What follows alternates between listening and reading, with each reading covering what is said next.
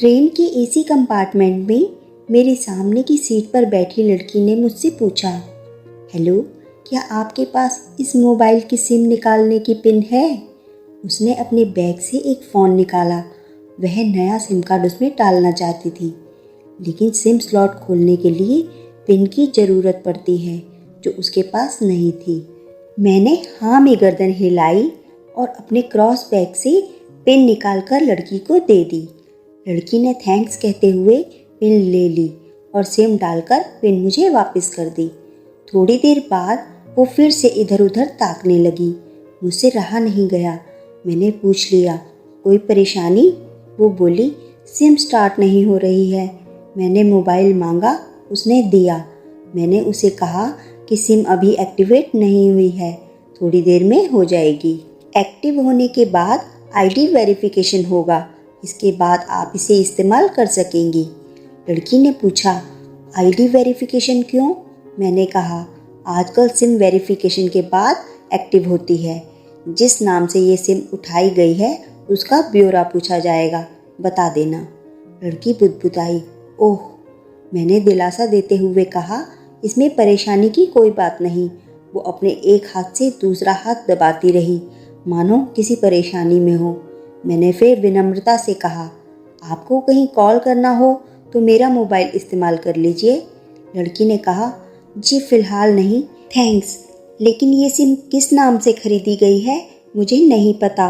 मैंने कहा, एक बार एक्टिव होने दीजिए, जिसने आपको सिम दी है उसी के नाम की होगी।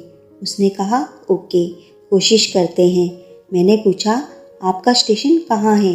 लड़की ने कहा, दिल्ली। और आप? लड़की ने मुझसे पूछा। मैंने कहा, दिल्ली ही जा रहा हूँ, एक दिन का काम है।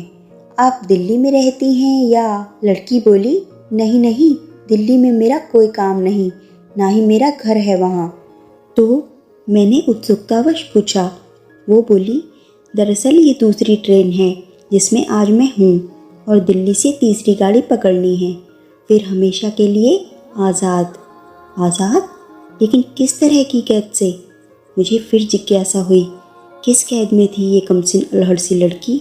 लड़की बोली, उसी कैद में थी जिसमें हर लड़की होती है, जहाँ घर वाले कहीं शादी कर लो, जब जैसा कहीं वैसा करो। मैं घर से भाग चुकी हूँ।